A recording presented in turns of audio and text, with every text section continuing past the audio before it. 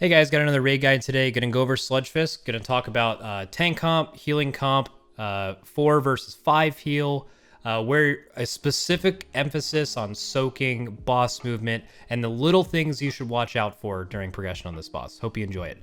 Also, real quick, about 80% of you guys or more who are watching my videos at the moment are not subscribed, which is a good thing because it's getting a lot of viewership. But if you guys really enjoy it, make sure to subscribe. It helps me a lot. Make sure to like and hit the notification. Thank you.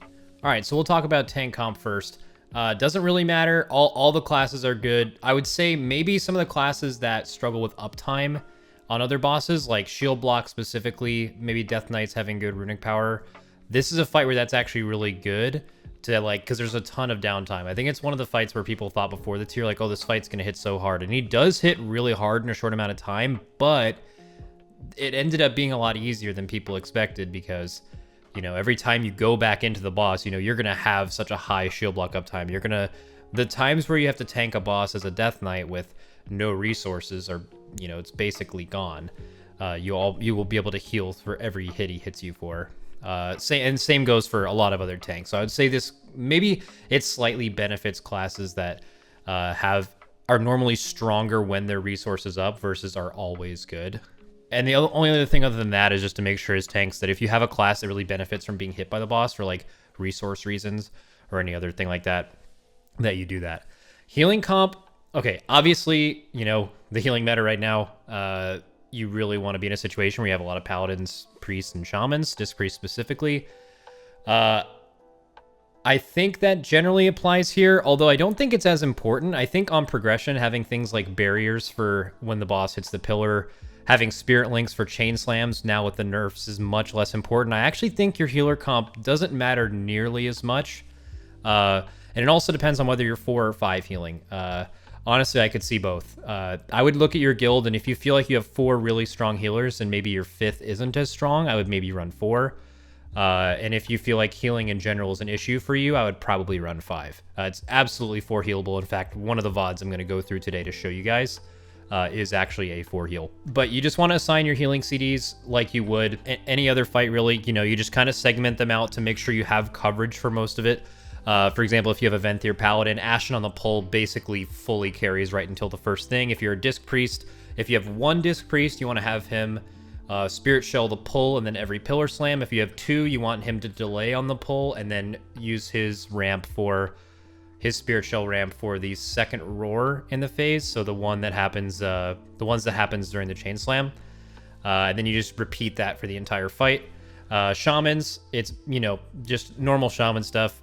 Healing Tide, you want to get like a Healing Tide use early so you can get it up again in between the 3rd and 4th pillar, especially with like the damage values now, like when he actually dies. And then Resto Druids and Mistweavers, I don't have too much experience with it, but, just as healers without any actual like damage reduction cooldowns, generally speaking, you just want to, just use it for throughput. And also very important, and this does matter for healing, but everyone should pay attention to this. This is a fight, one of the rare fights in this game where health stones and health pots, in my opinion, should exclusively be used as a throughput cooldown and not as a personal responsibility.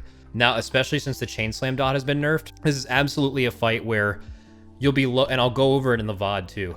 When you're low enough, you will want to, instead of committing a healing tide to something, like even in progression this happened where like you would have coverage for everything and then there would be like a 30-second lapse, and for us that was after the 2nd pillar before the 3rd and after the 3rd pillar before the 4th when it was really intense. There was times where we just had everyone use 1 health stone or 1 health pot twice at some point, just to basically act as a throughput cooldown, and it's pretty equivalent to what most throughput cooldowns would be.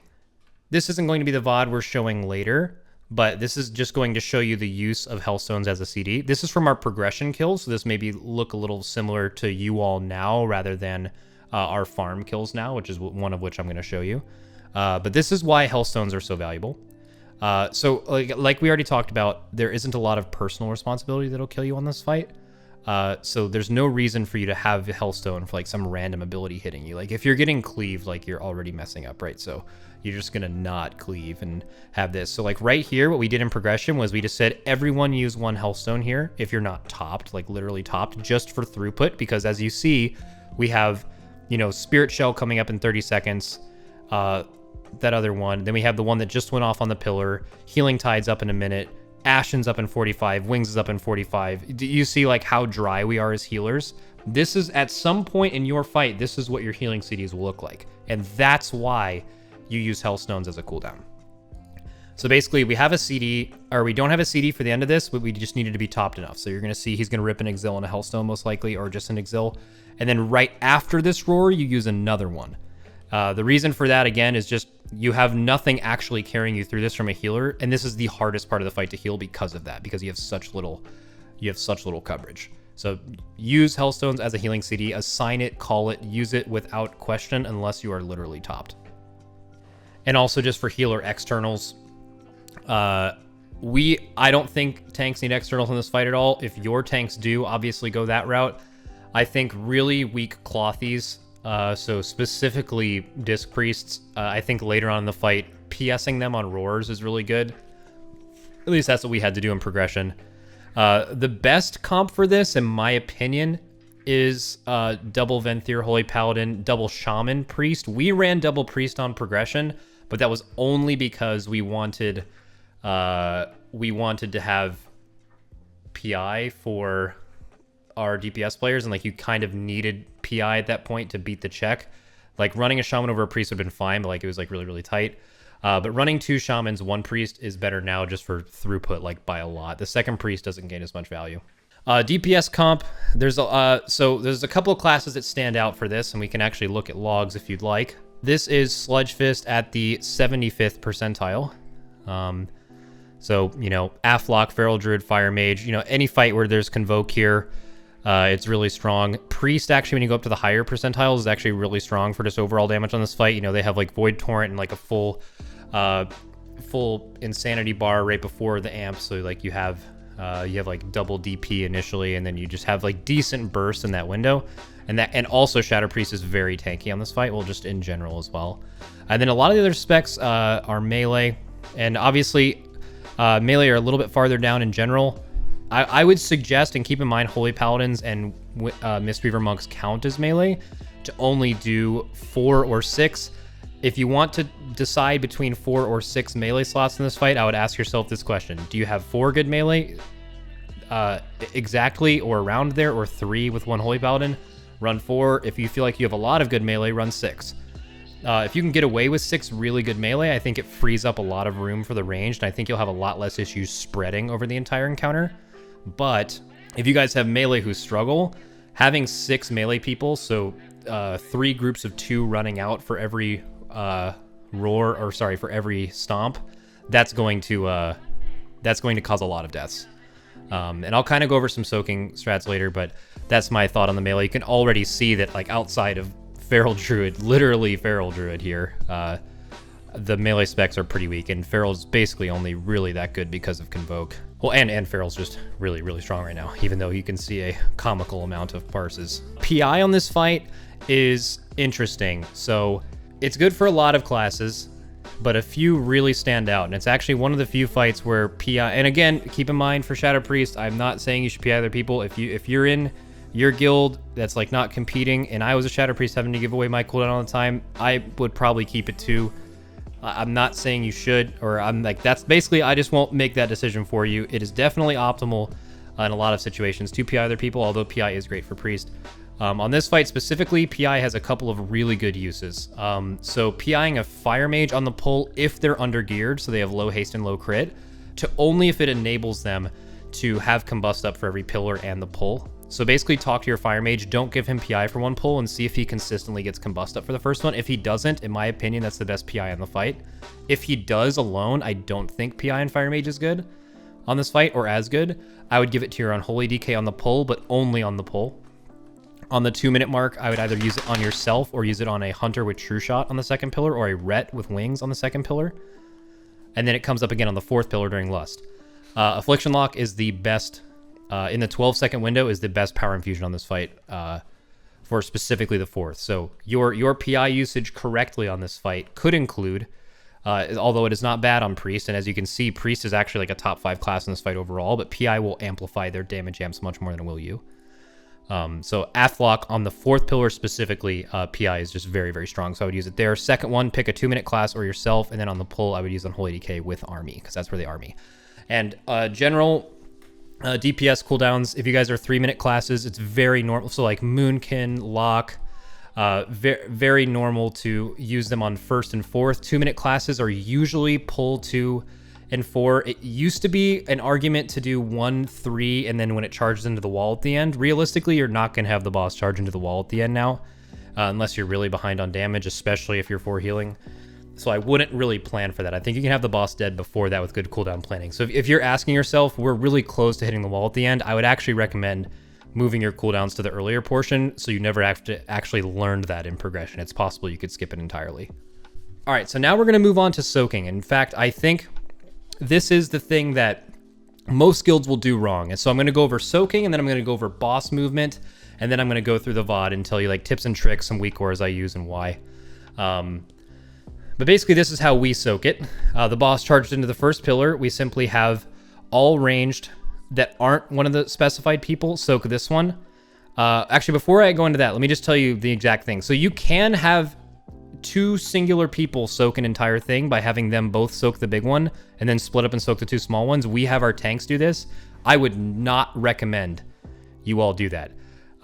Especially because a lot of lower ranked guilds tanks are not a very high skill level. It's actually pretty hard to do that consistently. It's like, I would never recommend that. I would recommend at minimum 4 people in every soak, and I'll tell you how we achieve that.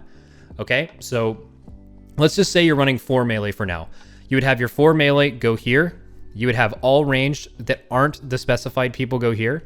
You would have 2 assigned range. So I just simply take 2 people. Let's just say you have 2 hunters, right? So your 2 hunters take their partner every single time, no matter who it is, to the far soak. So like normally ranged are like here at the beginning of the fight. Let's just say the 2 hunters are here. Them and their 2 partners would always go and move and soak this one. And then you would have another 1 person assigned. So let's say your Shadow Priest or something is here. And then your Shadow Priest goes with his partner and helps the tanks. This is with 4 melee. If you have 6 melee, I would encourage one of your melee, I would say your best mechanical melee, send him with the tank every time, and they will soak there. I think soaking is a very bad wipe. You never want to wipe to a soak. It will happen, but it's the worst possible wipe. You learn nothing, and it's really tilting. Like if you wipe at some point to like low throughput, you can fix that. You can move a cooldown there. If you wipe to damage, you can optimize damage. If you wipe to a soak, there's nothing to say. It was just, it shouldn't have happened. And I'll also give you a nice system that we use to make sure that never happens. This is how we do soaks. So pretend this is the first pillar, and I will show you guys the order we go to in pillars right after this.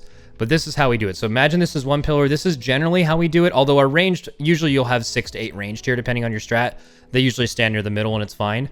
So let's take the tank, for example. So one way you can always have it work is you will always have people go to certain parts of the corner. So like when this blows up, after this big circle blows up, let's say we move it, it'll like do this, right? Let's say it usually goes across from each other. So like here and here, or like here and here, right? When you split people, if you have 4 per and you split them to the 4 corners, assuming they're not losing any uptime on the boss, it's much easier to figure out who should naturally go. Basically, the rule of thumb is everyone just goes to their closest soak. And again, this is a very common wipe.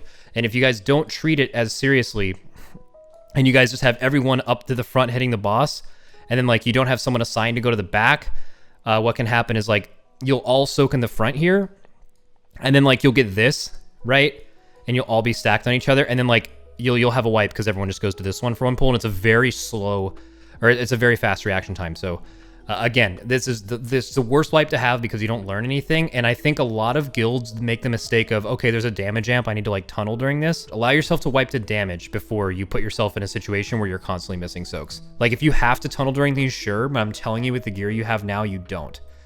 So just really put things in perspective. You should try as hard as you can here. And again, this is a blown up version of the first thing as you saw from over here. So that's like kind of how all this works.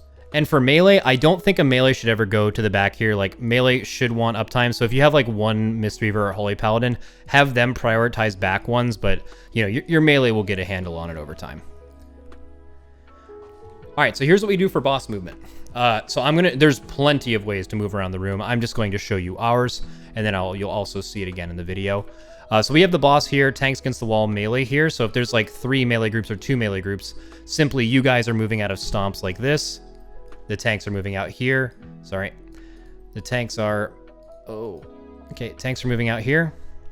And the range kind of stay spread over here. Okay, that's the first bit of positioning. The boss charges into this pillar.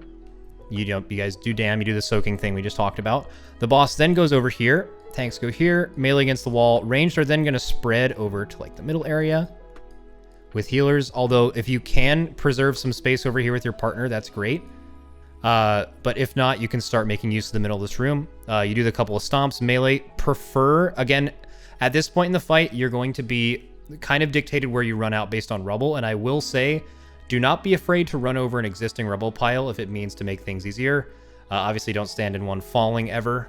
But, you know, that's something you want to watch out for. So you'll run out here. Tanks will run out here. This is pretty easy part of the fight. Okay, he charges into the second pillar. We then take the boss to here with the second pillar broken. Tanks here, melee here. Ranged are kind of spread around over here now. Not really on the wall because you don't want to screw where the melee are, but over here is like kind of a fine spot. This is where melee really need to start communicating where they're running. And I actually think this is a fight where melee can communicate and it not really bog down your comms. But I would suggest just having melee be like, okay, we'll run left here, we'll run right. Because you do need to spread. And it's really important for range to give them room. But we'll talk about more of that in the video. So then after that, the boss charges here. Charges to the third pillar. He'll be a little bit closer during the charge, so melee don't have to run very far. The tanks will move him. He charged into the third pillar. All right, after this is the hardest part of the fight. But ranged have this whole area down here free of rubble, so it's pretty easy to manage. The boss runs into here. The tanks will take him over to the wall. Tanks are here. Melee is here. Ranged is here. So there's less running out to the left and right for melee. So it's really important here that ranged utilize the back of the room. You need a few people, specifically like hunters and moonkins, so non-fire mages, and I'll tell you why later, to be in the back. You want healers to be sort of centric for full coverage to make sure they're in range of the tanks and stuff. But you want to give melee room. This stomp's going to go to about here, and melee are going to have to run out. If you guys are in the middle of the room, you'll have a lot of deaths to Cleese with the seismic ability. And then after this, the boss will charge into the fourth pillar. We take him here, and then we have the range just stand anywhere that's free in the middle of the room after he hits the fourth pillar. And that's basically how it'll be. In my opinion, the boss won't last all the way into the wall. On progression, we charged him from here to here and had like the range meet up here for CDs, but honestly, you should just do it close or just somewhere where it's safe. Have someone mark something on the ground for where to stack at the end of the fight. So like their tanks will say like, hey, we're going to charge him into skull. The raid will stand on X. The boss will charge into skull here, and then you guys will, drop your spear links on X and stuff like that. All right, so we're going to watch through the VOD. I'll pause to explain some things and some thought processes here. This is a 4 heal right after they did the recent nerf. So this is our first pull as a 4 heal. It was a 1-shot as well, but this was our first pull. This is with 6 melee, so you'll notice there's a little bit extra room in ranged if you guys run 4 melee. I'm going to go ahead and stop it right now and just show you guys a quick weak word we use. We use this here. What this allows me to do as a raid leader is I pick 2 people. In progression, if you remember, I can pull up my other video. This is from progression. I had a personal thing that showed up alongside the chain. And what I did here is every time I picked a Moonkin and his partner, unless the partner was a healer, I do not think you should ever pick a healer to be hit with Chain Slam, especially on this fight. So on this one specifically, I picked Goop and FT Bubbler and Sang and Squid Disco. I know they have Bark Skin every time for it, and Squid Disco can rotate using his wall. The reason I tracked personals is so I can make sure whoever has the Chain Slam dot has a personal for the roar right after it. This is way less important now because we have because the Chain Slam dot and the initial hit was nerfed by a lot. So this is not as important, and it's possible that you could pre-assign it. So if you're going into this boss nowadays, you could say, okay, I want Kingfly and Sang. You two, every single time you and your partner will soak the far back Chain Slam. And then if you're ever a partner together, which they are right here, you'll have a backup, and you can have that person, like if it's Eric, for example, Eric knows that he and his partner go, and you can communicate it instantly. So right now at the beginning of the pull, Kingfly would be, Eric, you have to go here. And then Eric would go, okay, Padra, we're going to be soaking the Chain Slam. So you could do that, although I do prefer to call it dynamically because, like I said, if Kingfly's partner is ever a Disc Priest, you do not want to yank your Disc Priest to the boss right here while he's doing his ramp. That's just really not good, especially if you're under healing it. I would also pre-assign people who are doing the far soak. So if you guys remember from what we were talking about earlier with the actual soaking mechanism, how we have 2 ranged assign plus partner, I would have those people always be the same and also communicate that when they first get their abilities or when they first know that it's going to be them, just so they know exactly what to do. So boss is going to charge in here. This is where we would use something like barrier. I think this is the best barrier use of the fight specifically because it'll be up for the 4th pillar. It's not necessary, and if you don't have a disc, it's not the biggest thing. I think with a 4 heal as well, you need to kind of preserve your cooldowns, and I'll tell you our exact cooldown placement for this healing comp throughout the fight. Nothing for the end of this roar since you're always usually the most topped. Also, healers, if you find yourself topped here during these damage amps, don't snipe heals from other people. They're not going to die to this first roar if they're above 60 to 70%. I would highly encourage doing as much damage as you can during that. Damage will always matter here, and obviously, you know, doing it during a damage amp will matter the most. So here you'll notice, again, we have the range over to the left, so melee can prioritize mainly running out to the right, although you'll see 1 pair go to the left here. And this is the exact kind of room you want. Again, do not be greedy with movement on this fight. Chain Slam's going to happen here. I think we use maybe Spirit Link. Again, I don't know if I'd recommend using actual CDs like that if you don't have as many as we have. Like if you have a Resto Druid or a Mistweaver, you might want to save those Spirit Links for the pillar hits, although it's not too much value. Like Spirit Link hitting during the pillar hit doesn't really change much because if someone's low, they'll just get extra targeted healing and the reduction isn't that much. So it's going to charge here. We always use a rally for the second one, so it's up at the end of the fight. You could move that on your own if you only have 1. With the low amount of melee, it's unlikely you have 2 rallies. If you have 5 healers, I would recommend on this roar specifically using... When we had 2 devos, we used 1 devo for this first roar here in the phase, and then we used the second one on the next pillar hit. I think you guys should, like every single time as a raid leader, especially early in this fight, you guys should be telling people to spread out. Like right here, like cleaves will be the biggest thing that puts you behind. Also, this is one of the most dangerous part of the fights. If you notice our healing CDs right now, this is like what we call the danger zone. Now for the next minute, you know, we're missing healing tides. We're gonna get a spirit shell for the actual like really lethal pillar hit. But this roar is gonna be pretty dangerous. This is where I advise and I tell all my groups to use every personal immunity regardless of whether you're targeted by the chain slam. I'm not sure if we do it still in farm, but in progression, this was the one where, as you can see, we're clearly going to be low. This is Barkskin, this is Turtle, Exil Effort if you need to. This is Astral Shift, this is Warlock Wall, this is everything. This is everything to live on this specific roar. It's the one with the least amount of coverage. This can also be a good Hellstone if you're low here. Basically, Hellstones and Health Pots on this fight should be used between now and the next minute, ideally. And you can call that out as well. Especially if you're underhealing this or if you feel like your healers are struggling, I would go ahead and take the idea of Hellstoning away from people on this specific pillar and just tell them straight up, as soon as this pillar hits, you rip 1 Hellstone. As soon as the roar hits after it, you rip another one. Because you have to do more of a movement as ranged here. And I like yell at our players to go to the back of the room. But if your players don't go to the back of the room as much, you know, they might need some like extra incentive because you do more movement here than you normally do. Like this spread, like right here, this is bad. You'd want to pre-spread for this better. Also, one note about the, I wish I had a VOD of it actually. One note about getting with your partner here.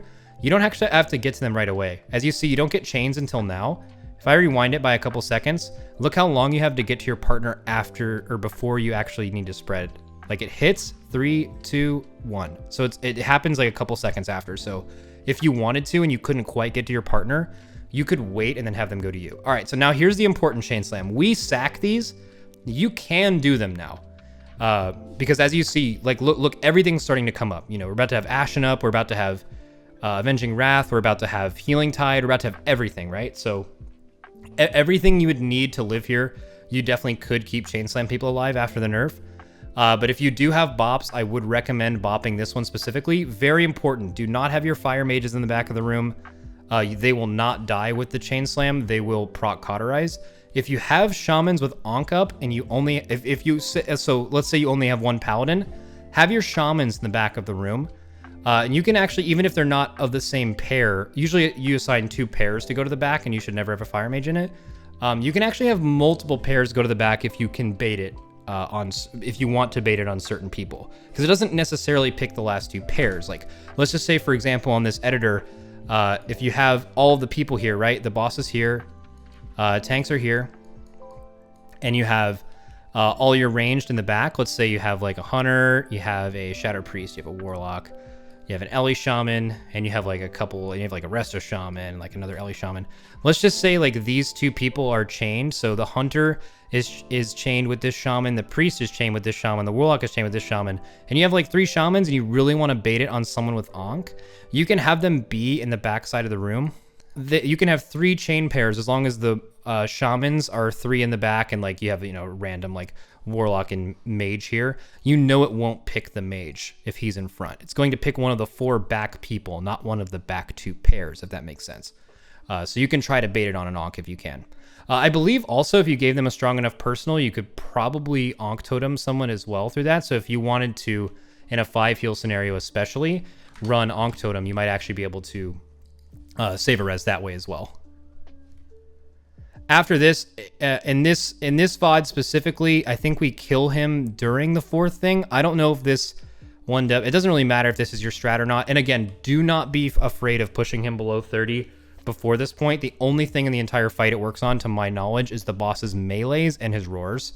And this roar you have lust for anyway, and a spirit shell right after it for this stomp spread, if you can see the absorbs going up.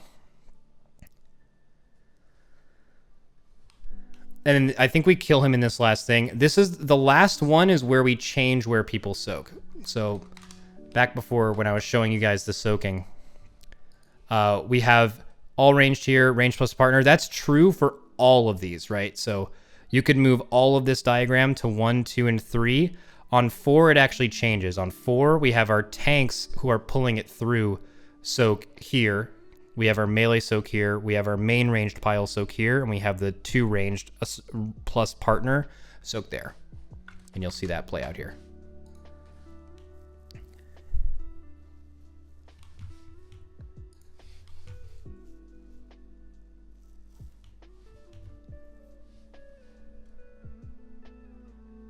And yeah, you can basically kill him in the damage amp now with a 4 heal strat. So again, this is our main raid. So it could be, you know, maybe your damage is a little bit lower. If not, after that, you just pull the boss over here and then spread out in the room. All right, so there wasn't too much to go over here. It seems like a pretty straightforward boss, but there's definitely a lot of mistakes people make. I definitely cannot emphasize this enough. If you haven't killed this boss yet, you need to get it out of people's heads to plant during soaks. There is no worse feeling than wiping to a soak. It is very rarely wipes are a waste of time. A soak wipe is definitely a waste of time. It can be solved by people just simply trying harder. Get your guys out of the mindset of planting. If you get to a point where you're wiping really low, you can always add it back. All right, guys, just a reminder, almost all of my viewers on YouTube at the moment are not subscribed, over 80%. So if you guys do like the content and you're watching a few videos, definitely subscribe and smash that like button, and I'll catch you next time.